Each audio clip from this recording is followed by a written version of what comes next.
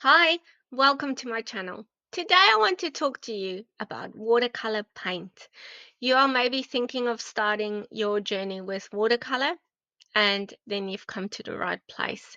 I can help you pick your paints and recommend which paints I would have gotten when I first started out. So, just a bit of a backstory. I used to be a maths and science teacher, and I would look at people painting and I would think, I wish I was creative. I wish I had that in me. Now, my mum is pretty creative. She had art at school or college, and I used to always page through her books and just wish it was me who could draw these things. Um, Probably about 13 years ago, I really decided to start on a creative journey. And I started back then with watercolor pencils.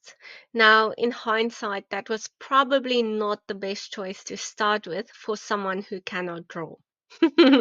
So it was very discouraging because nothing ever came out the way I wanted it to look. And in the end, I would just use my pencils to color in things, but that's not what I really wanted to do. Obviously, throughout and I would paint or play with these watercolor pencils on and off as I had time. Being a full-time teacher, it was quite full on back in South Africa those days, and we were busy most weekends, most holidays, but as I had time I would sit down and paint a little bit. But throughout COVID, and after we moved to Australia, and throughout COVID and all these things, there was more time to spend on painting. I switched to acrylic painting in between. There you can see one of my paintings that I did of Skogafoss in Iceland back in 2019. And acrylic painting is, I love doing that, obviously, but watercolor I find very therapeutic. And earlier, well, last year, my father passed away, and watercolor really helped me to process that grief. And, uh, sitting down, coming into my art room, coming into my space, and just sitting down and painting has really helped me so, so much. So, that's where I got the idea for my business as well. I just wanted to sit and paint with people and bring some joy. So that's why I started painting in retirement villages, and I started some public classes where I have a theme every month and we paint this new theme, step by step instructions, and we just have a lot of fun. So if you're in Brisbane, you can always come and join some of my classes, and I'll also be doing some individual courses and working at U3A with watercolor courses. But if you are not, you can follow me on YouTube. Now, I'm starting a new beginner series, and this is what this first one is about. Which paint should you buy? Okay, now I've got a couple of paints here that I'm going to show you today. And I'll also give you my recommendation for what I think is a very good starting point after going through all of these paints. Now, I will talk about artist grade and student grade paints. Student grade paints is less pigmented than artist grade. So your artist grade paints has got a higher concentrate of uh, or a higher ratio of pigment and binder, and it's got higher pigment in it, where your student grade paints has got less pigment in it. So artist grade is more vibrant, and it also dries more vibrant, where your student grade paints are a bit more how can you say, dull in a sense. Um, but obviously, to practice with and to just go through exercises and tutorials and things, first of all, I would highly recommend getting student grade paints because you don't feel as guilty painting and messing up with those as you do with your fancy artist grade paints. Okay, so I do have a couple of student grade paints that I love to do my daily paintings with, and I will discuss these with you today. Okay. When I started with something like this. Okay, and I will put the names in the description below. Now, this one is Koh-I-Noor, but you also get Montmartre has a similar one as well. So these are very nice student grade paints to start with. You can see mine is well used.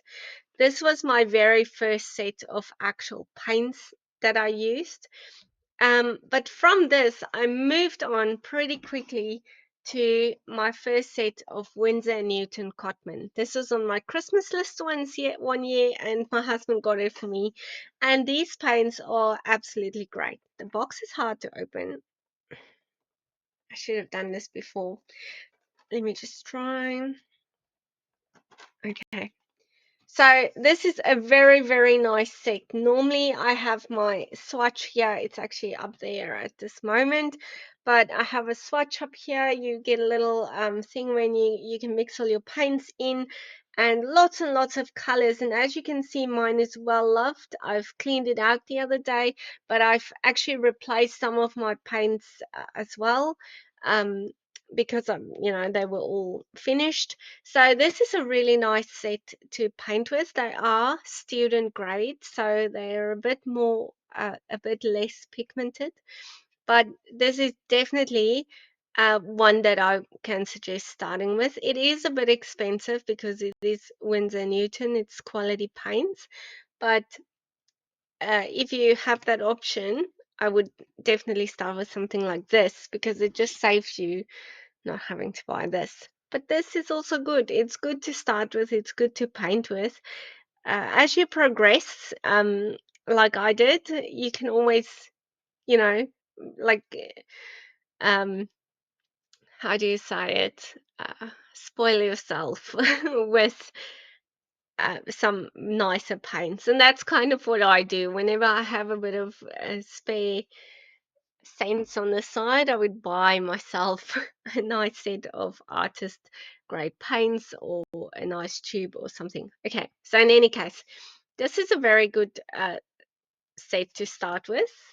Another set that you can start with, of course, is this one. So this is MeiLiang paints. And I paint my daily paintings at this stage with this one.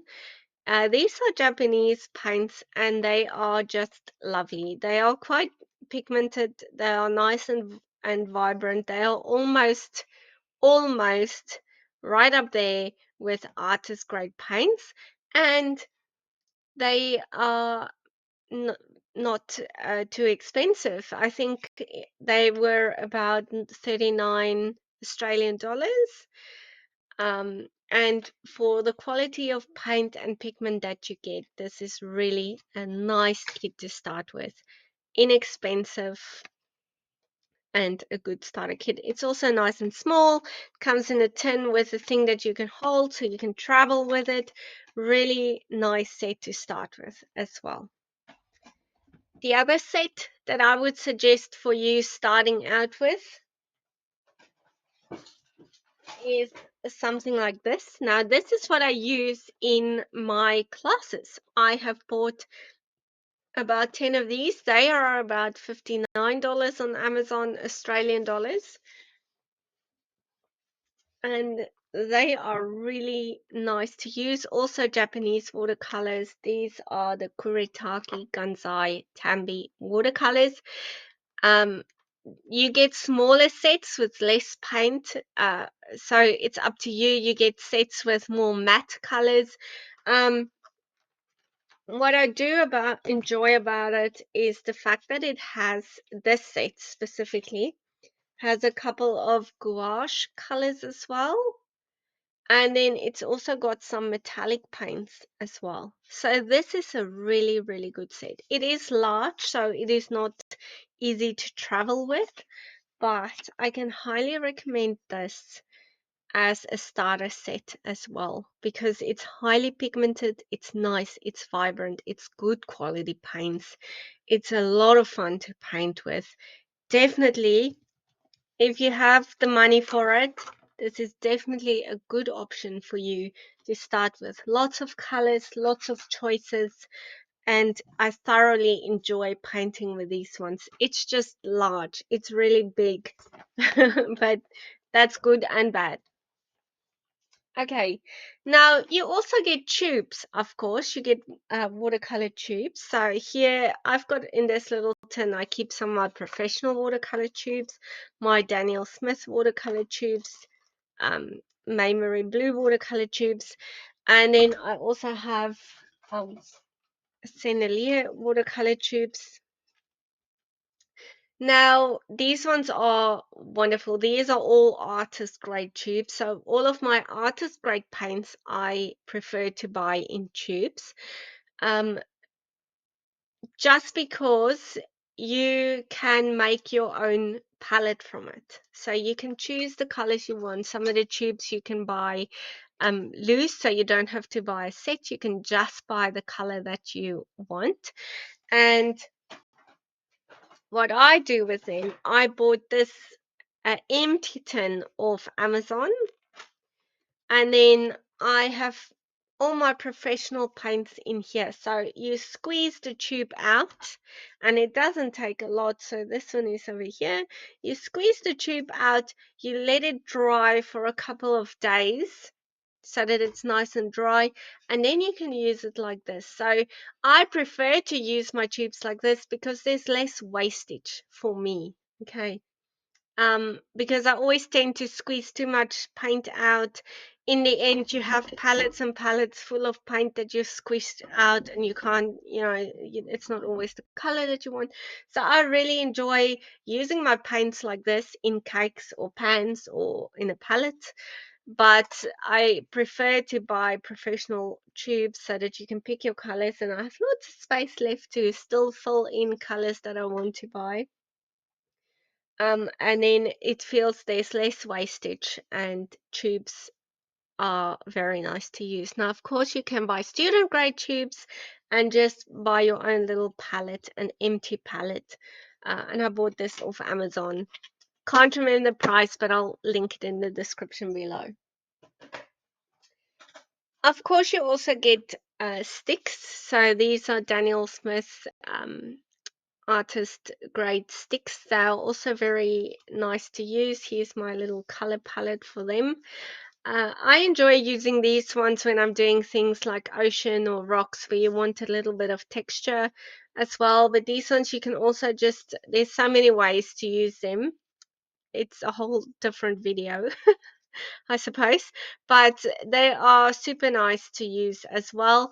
But I wouldn't use this for my everyday paints. This is just for, like, I just have these couple of colors that I use for rocks or for some texture in the ocean or sand or leaves. So just some main colors that I use to create some extra effect into my paintings.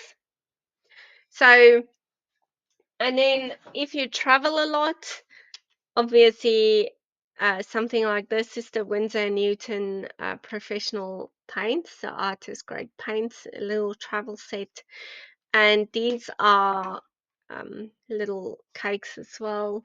And they are super nice to use. But obviously, this is not something I would start my watercolor journey with. This is for later on if you do travel a lot.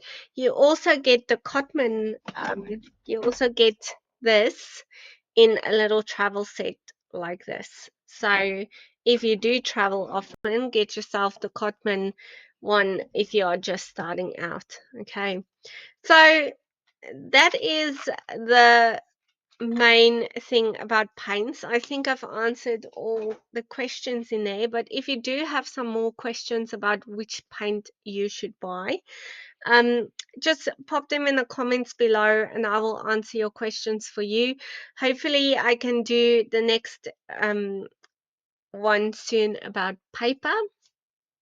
So yes, just my absolute recommended one that I would use as a starter watercolor artist is either the MeiLiang or the Kuretake Gansai watercolors if they are easy to buy in your country. So let me know what you think below of the video, and hopefully it has been helpful to you. So enjoy your journey. You've got to start somewhere, and don't say to yourself, "Oh, I wish I was creative." Just start somewhere and become creative. You can learn this. It's just a skill. Okay. So have fun on your art journey, and I hope to hear from you in the comment section below.